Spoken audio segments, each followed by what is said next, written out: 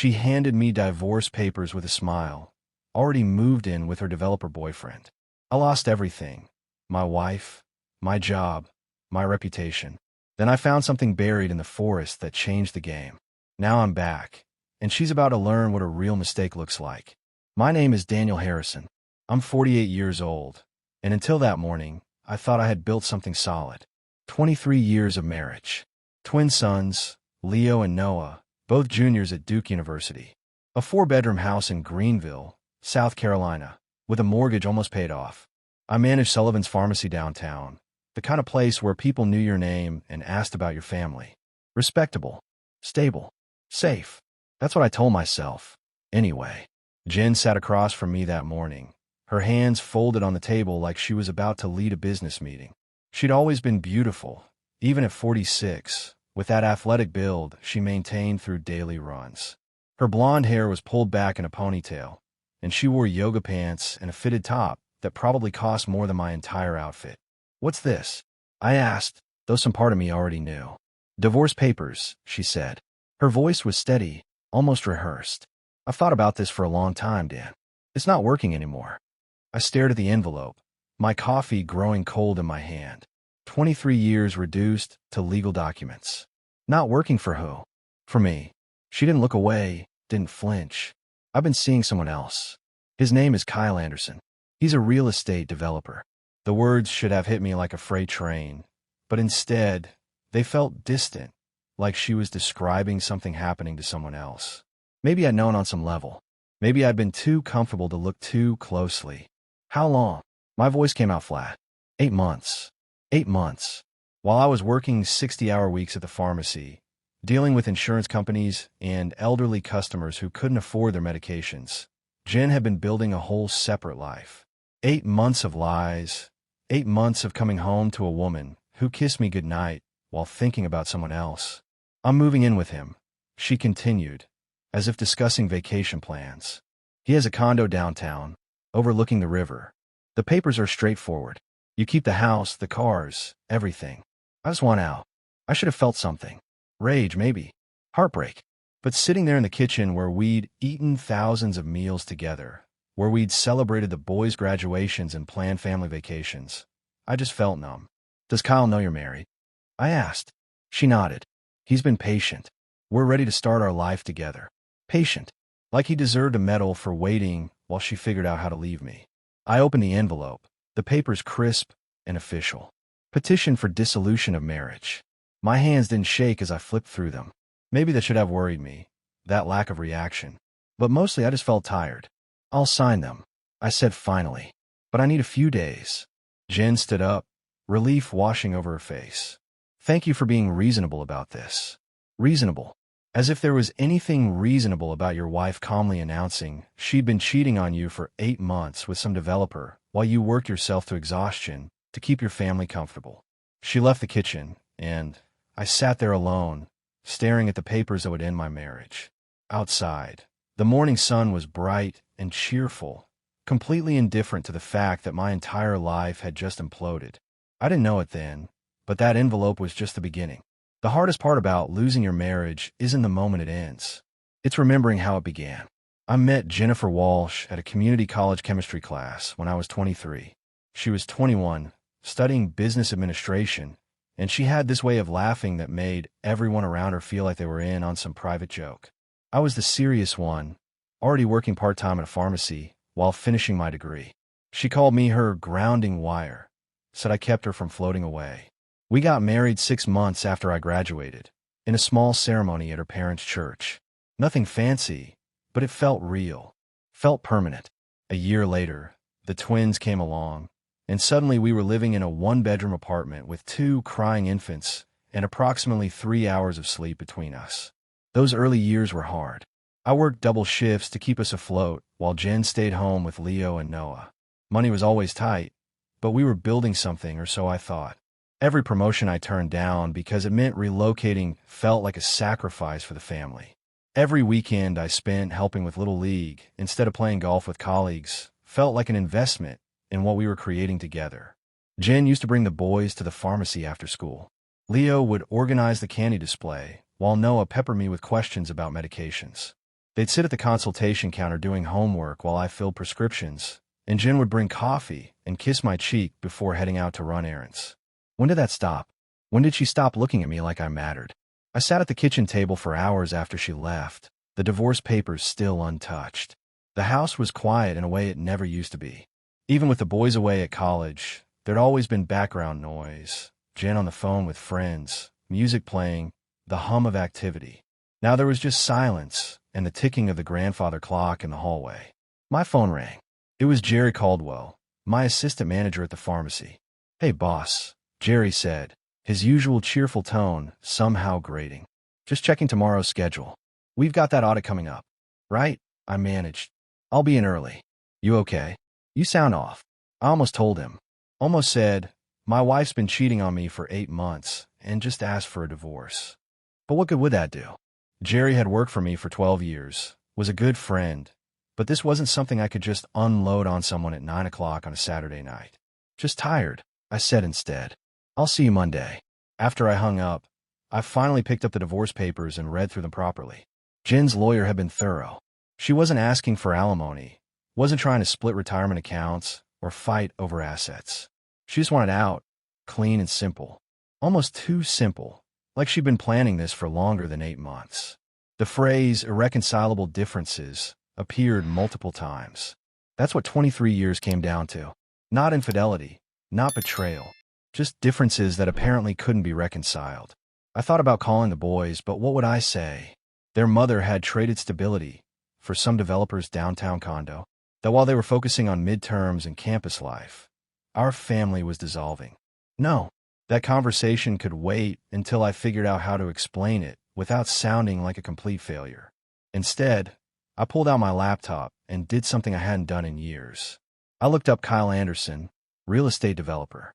His company website featured glossy photos of luxury condos and commercial properties. There he was in the About section, 43 years old, athletic build, perfect smile, looking like he'd stepped out of a cologne advertisement. This was the man my wife had chosen over me. I closed the laptop and sat in the darkness, wondering where everything had gone so wrong. Sunday morning came too soon. I'd barely slept, the divorce papers still sitting on the kitchen table like an unexploded bomb. But I couldn't put off the inevitable any longer. The boys deserved to hear this from me, not through a text from their mother or gossip filtering through family friends. I called Leo first. He answered on the third ring, his voice groggy. "Dad, it's barely 9. What's going on?" I took a breath, trying to keep my voice steady. "I need to talk to you and your brother about something important." "Is Noah with you?" "He's in his room." "Dad, you're scaring me. Is someone sick?" "No one's sick. Can you get Noah?" "Put me on speaker."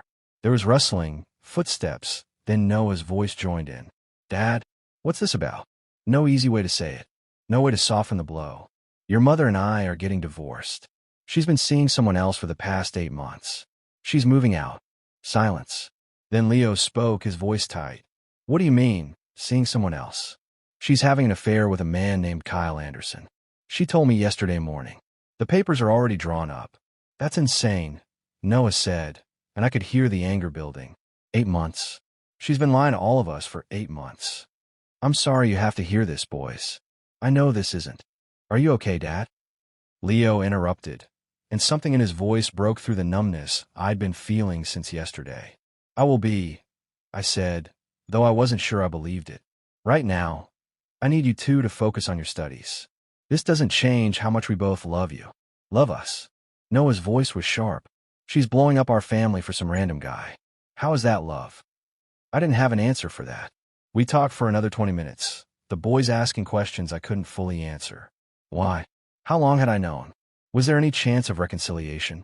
Each question felt like a fresh wound, reminding me of just how completely Jen had dismantled what we'd built.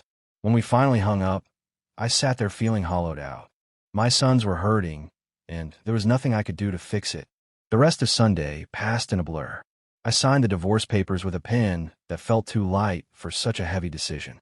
Jen came by in the afternoon to pick up more of her things, and we moved around each other like strangers, careful not to make eye contact or accidentally touch. Monday morning, I dragged myself to Sullivan's pharmacy. Jerry took one look at me and frowned. "Boss, you look like hell. What's going on?"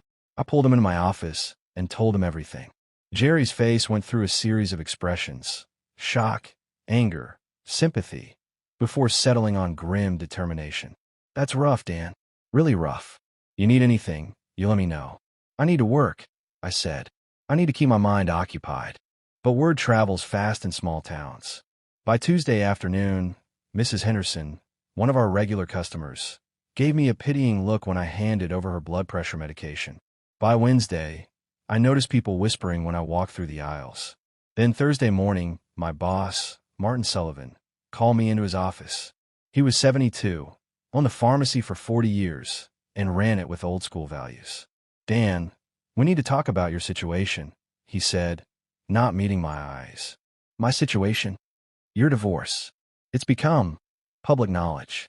Several customers have expressed concerns about the family values we represent here. I stared at him, not quite believing what I was hearing.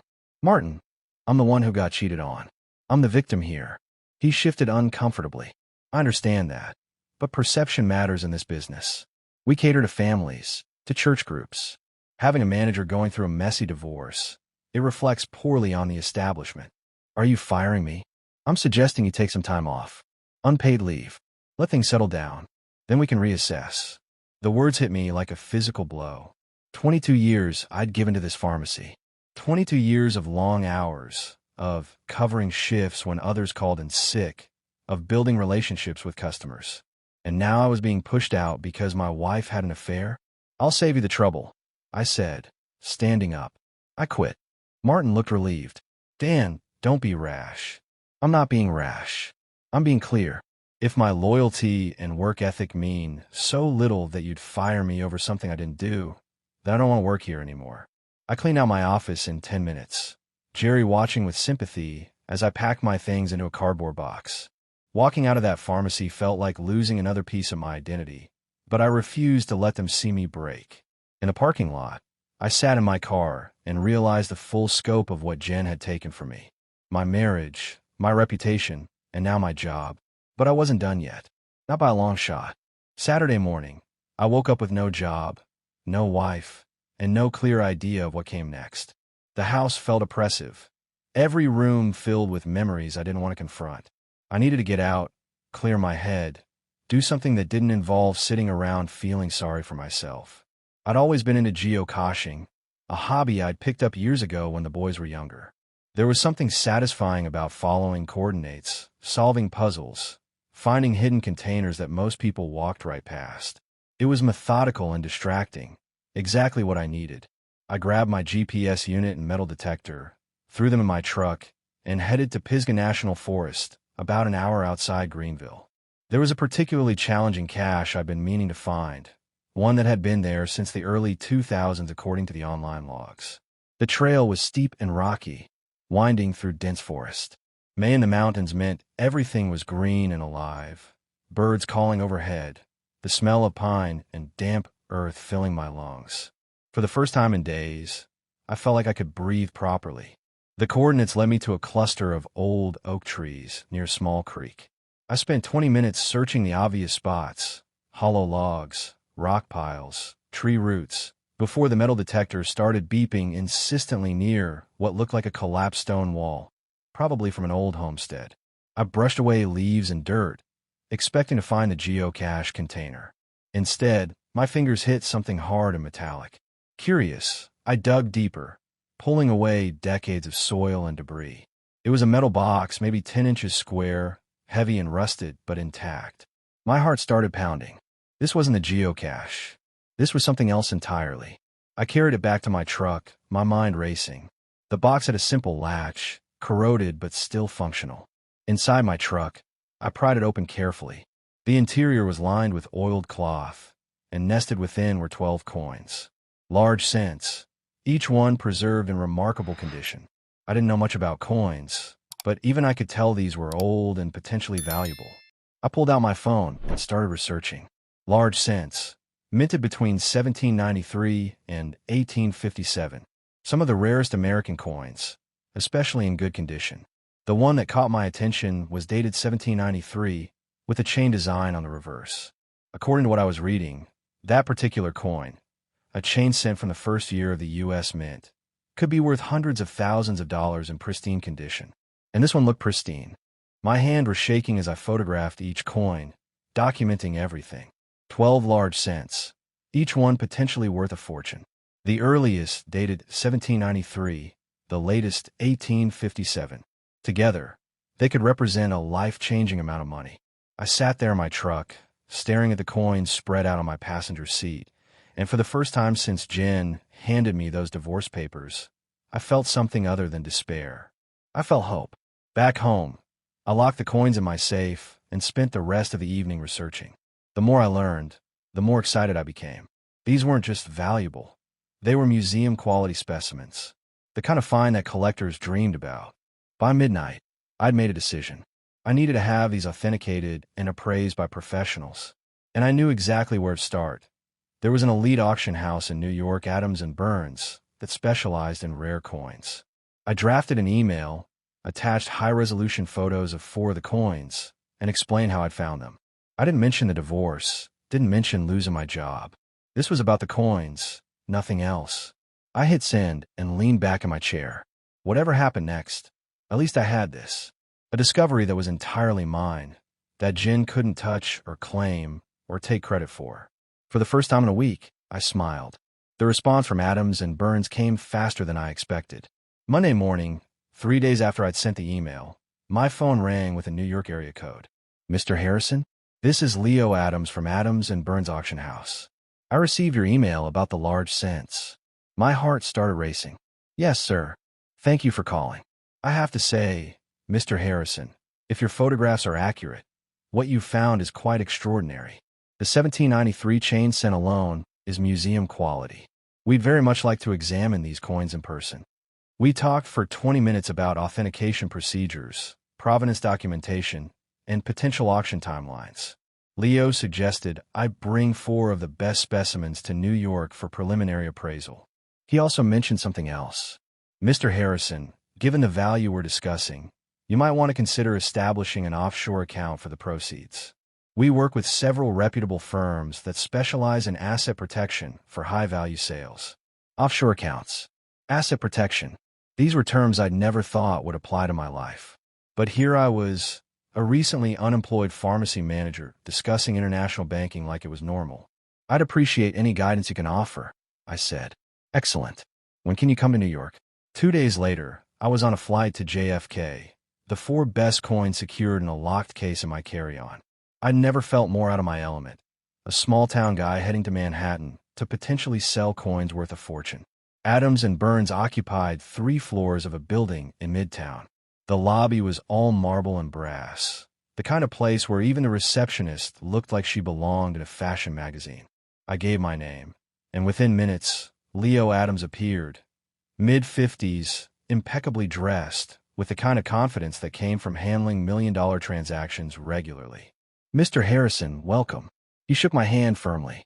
Please come with me. His office overlooked Fifth Avenue. He examined each coin with a jeweler's loupe, occasionally making notes, his expression growing more animated with each piece. Remarkable, he murmured. The preservation is exceptional. Mr. Harrison, these are legitimate museum-quality specimens. The chain cent alone could fetch upwards of $400,000 at auction. Possibly more, given its condition. The number made my head spin. $400,000 for 1 coin. And I had 11 more. If you're willing to consign all 12 coins, Leo continued, we're looking at a total value in the range of $3 to $5 million, depending on bidding activity. $3 to $5 million. I couldn't process it. Yesterday, I was worried about making my mortgage payment. Now I was discussing millions. However, Leo said, pulling out a folder, I want to propose something specific. You mentioned you found these in Pisgah National Forest, on land managed by a conservation trust. I nodded. What if, as part of this transaction, Adams and Burns purchased a specific parcel of land adjacent to where you made your discovery and donated it to the trust? It would enhance the provenance story, demonstrate good stewardship, and provide significant tax benefits for us. How much land are we talking about? There's a 40-acre parcel currently for sale at $6,000.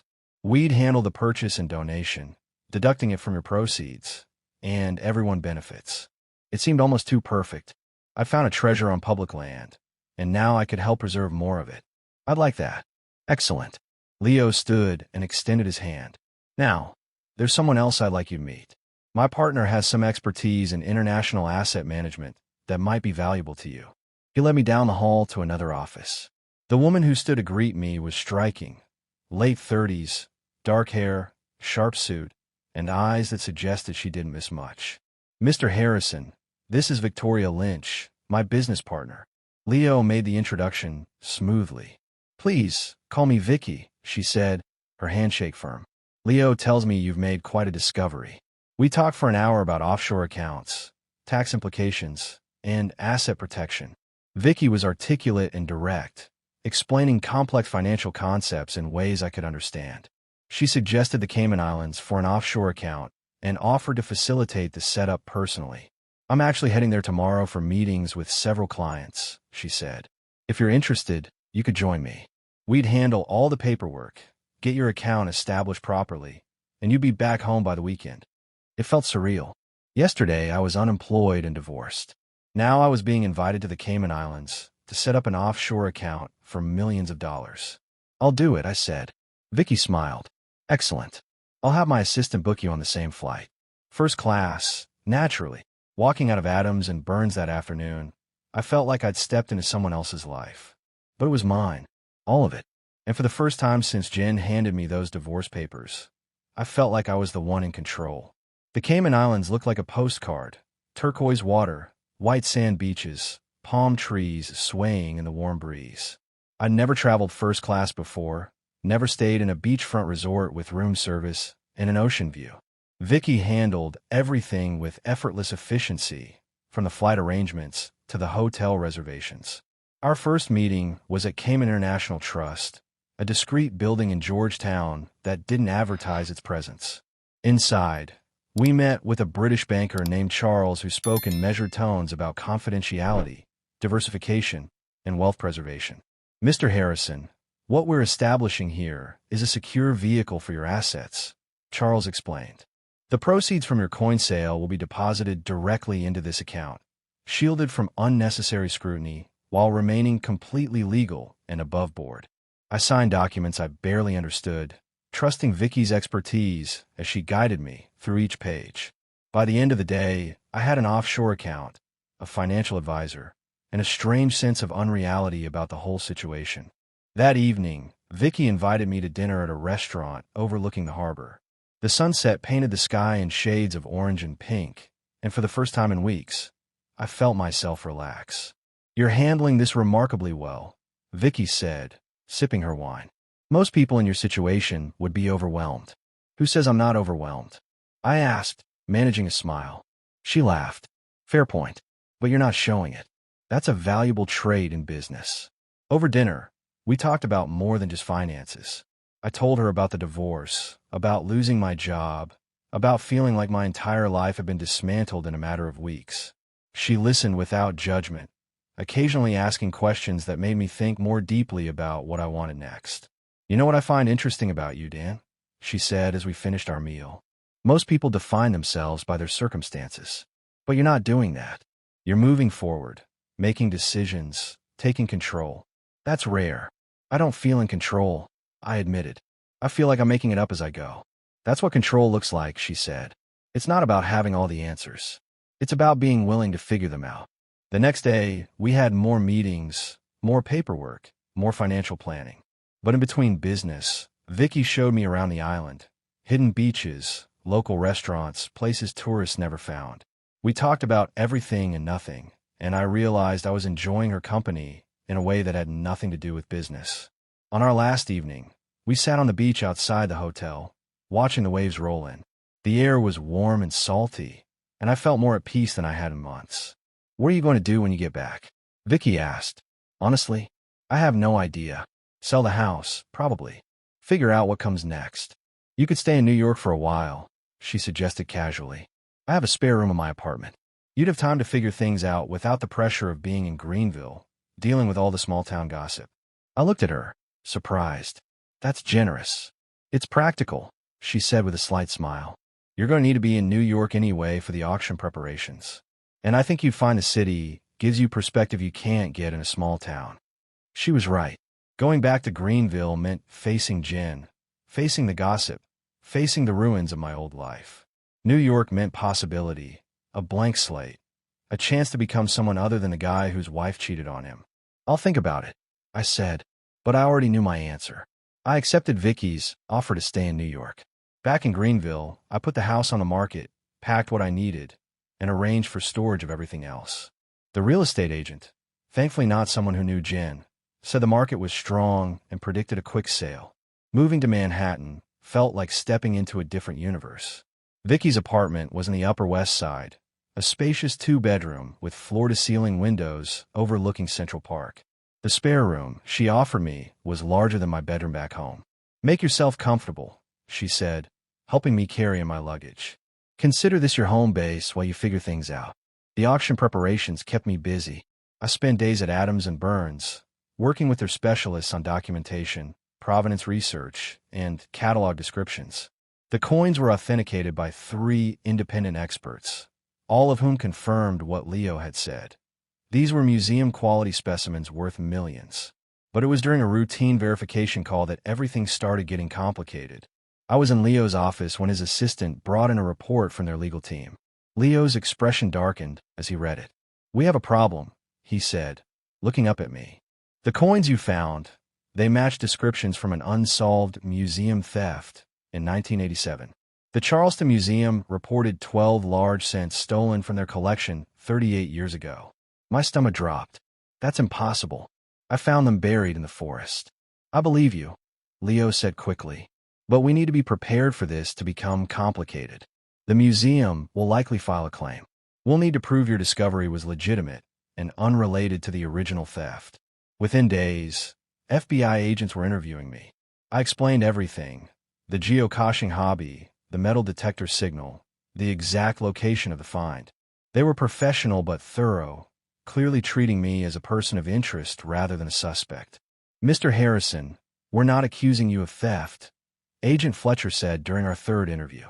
"But we need to establish a clear chain of custody and determine how stolen museum property ended up where you found it." The stress was crushing. What had seemed like a miraculous discovery was now a legal nightmare. The coins were seized as evidence while the investigation proceeded. My offshore account sat empty, and suddenly I was back to being unemployed with no income and mounting legal fees. Vicky was supportive throughout, connecting me with a criminal defense attorney and helping me navigate the complexities. But the situation took another turn when the FBI tracked down the actual thieves. They were in their 70s now, a former museum security guard named Harold Briggs and his accomplice. Harold had pancreatic cancer and decided to confess before he died. He admitted stealing the coins, but claimed he'd buried them in Pisgah National Forest decades ago, intending to retrieve them after the investigation cooled down. He'd never gone back. I didn't know exactly where, Harold told investigators. "Just somewhere near those old stone ruins. When I got sick, I figured they'd stay buried forever." The confession cleared me of any wrongdoing, but it created new complications. The Charleston Museum wanted the coins returned. My lawyers argued that as the finder on public land, I had rights to them. The legal battle dragged on for weeks. Meanwhile, life in New York continued. I started exploring the city, taking long walks through neighborhoods I'd never imagined living in. Vicky and I fell into an easy routine. Coffee in the mornings, dinners together when our schedules aligned, long conversations about everything from art to politics. One evening, about 6 weeks after I'd moved in, we were having wine on our balcony overlooking the park. The city lights stretched out endlessly, and I felt both overwhelmed and oddly at peace. "How are you holding up?" Vicky asked. "Honestly, I don't know. Everything I thought would solve my problems has become more problems." She smiled sympathetically. "Welcome to life. It's messy and complicated, and nothing ever works out the way you plan." "That's not very encouraging." "It's not meant to be encouraging. It's meant to be realistic." She turned to face me directly. "But here's what I've noticed about you, Dan. You keep moving forward. The divorce didn't stop you. Losing your job didn't stop you. Even this legal mess isn't stopping you. That resilience is rare." I want to believe her, but mostly I just felt tired. The coins that were supposed to change everything were locked in an evidence room. My marriage was officially dissolved. The final papers had come through last week, and I was living in someone else's apartment, trying to figure out who I was supposed to be now. But I was still standing. That had to count for something. The legal resolution came in early July, nearly 2 months after the FBI had seized the coins. After extensive negotiations between my lawyers, the Charleston Museum, and federal prosecutors, a settlement was reached. The museum would reclaim 8 of the 12 coins, compensating me at fair market value for my finder's fee, approximately $1.2 million. The remaining 4 coins, which the museum agreed they couldn't definitively prove were part of the original theft, would be mine to sell through Adams and Burns. It wasn't the windfall I'd initially imagined, but it was still life-changing money. More importantly, the legal cloud was lifted. I wasn't a criminal or a suspect. I was just a guy who'd found something valuable and gotten caught up in someone else's crime from decades ago. The auction for my 4 coins was scheduled for late August. Leo estimated they'd bring in another $1 million, possibly more, depending on bidding activity. Between the museum settlement and the auction proceeds, I'd have enough to build whatever life I wanted next.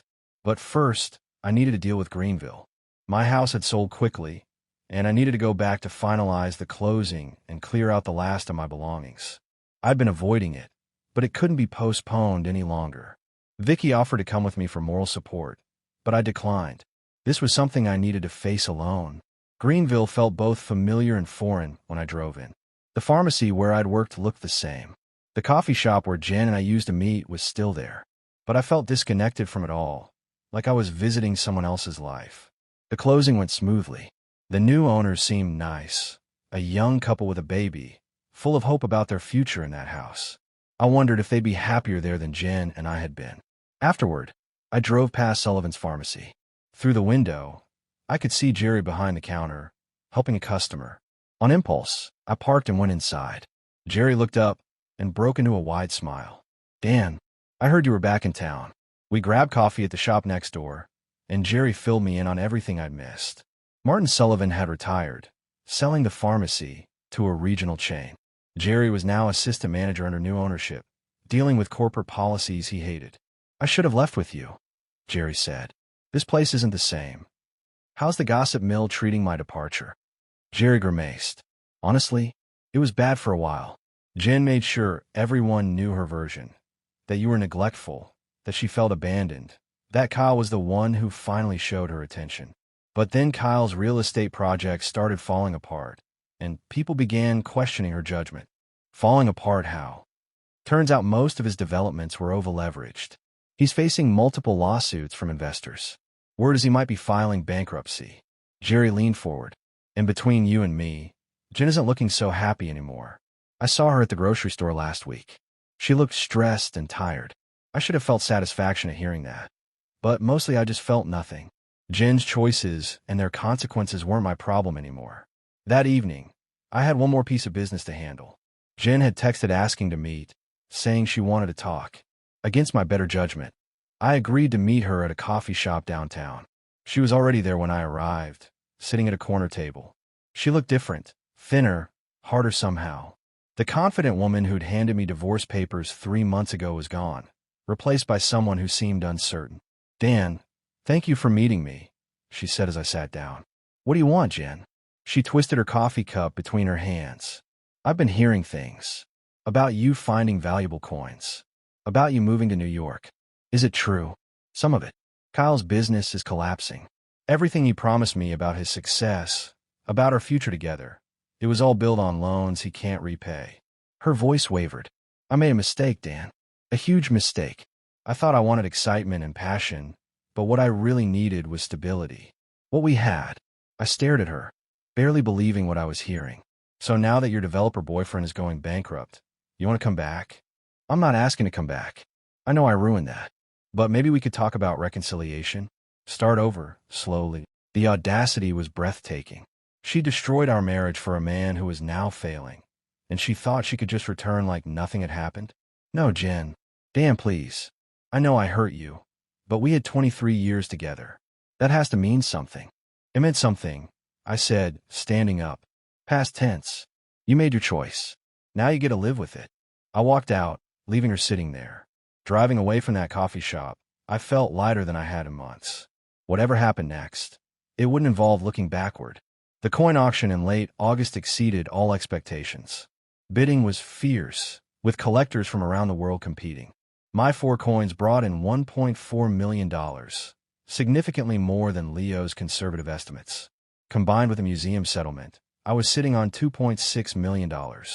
But the real surprise came a week after the auction, when Leo called me into his office with unexpected news. Dan, our legal team has been reviewing your case further. Given the circumstances, that you were the innocent finder, that you cooperated fully with authorities, but the coins were only recovered because of your discovery, they're recommending the Charleston Museum pay you an additional finder's fee beyond the standard compensation. How much are we talking about? Another $300,000. They're calling it a recovery bonus to avoid setting precedent, but it's essentially acknowledging that without you, those coins would have stayed buried forever. $300,000 more. I signed the paperwork in a daze. With nearly $3 million secured, I could afford to do anything. I could travel, start a business, invest, and live off the returns. The possibilities were both exhilarating and overwhelming. But first, I had one more piece of business in Greenville. I'd been thinking about the land trust that managed Pisgah National Forest, where I'd found the coins. Adams and Burns had already donated the 40-acre parcel as promised, but I wanted to do more. I reached out to the trust director, Margaret Holloway, and arranged a meeting. Mr. Harrison, the land donation from Adams and Burns was incredibly generous, Margaret said when we met at her office. It secures a critical corridor for wildlife migration. I'd like to make an additional donation, I said. $500,000, unrestricted, to support your conservation work. Margaret's eyes widened. That's extraordinary. Are you sure? I found something valuable on land you protect. This feels right. The donation made news in Greenville. Local papers ran stories about the pharmacy manager turned philanthropist. I ignored most of the attention, but one phone call I couldn't avoid came from Jen. Dan, I saw the article, she said when I answered. $500,000 to a land trust? That's insane. It's my money, Jen. I can do what I want with it. We could have used that money. The boys' college tuition. The boys are fine, I interrupted. I've set up trust fund for both of them. Their education is covered, plus a substantial amount for when they graduate. They're taken care of. Silence. Then, Kyle left me. His company declared bankruptcy. I'm living in a rental apartment and working part-time at a boutique. I should have felt something, sympathy, vindication, anything, but I felt only detachment. I'm sorry to hear that. Are you? Because it sounds like you're doing great while my life has fallen apart. Jen, I didn't cause your life to fall apart. You made choices. They had consequences. So that's it. You're just going to move on and leave me behind. Yes, I said simply. That's exactly what I'm going to do. I hung up and blocked her number. Whatever guilt I'd been carrying dissolved. Jen had chosen her path. I'd chosen mine. A few days later, I was having coffee with Vicky when she mentioned something that caught my attention. I need to confess something, she said, looking uncharacteristically uncertain. When Leo and I first connected you with our firm, I did some background research. I found out about Kyle Anderson. Okay. He and I were business partners 5 years ago. He embezzled nearly $2 million from our joint real estate ventures and destroyed my professional reputation. It took me years to rebuild. She paused. When I realized your wife had left you for him, I saw an opportunity. I stared at her. You used me to get to him. Initially, yes. I wanted to track his activities, maybe find leverage. But then I got to know you, and everything changed. You weren't just a means to an end. You were you. She looked at me directly. I'm telling you this because you deserve honesty. If you want me out of your life, I'll understand. I sat back, processing this. Part of me felt manipulated, but another part understood. Did you help me because of him? Or because you wanted to help me? Both at first. But now, just you. Entirely you. I believed her. More importantly, I didn't care about her initial motives. She'd been there when I needed someone, and her support had been genuine, regardless of how it started. We're good, I said. Her relief was visible. Thank you. That evening, I made a decision. I bought a Corvette Z06, metallic blue, pristine, the kind of car I'd never imagined owning. It wasn't practical or sensible. It was pure indulgence, and it felt perfect.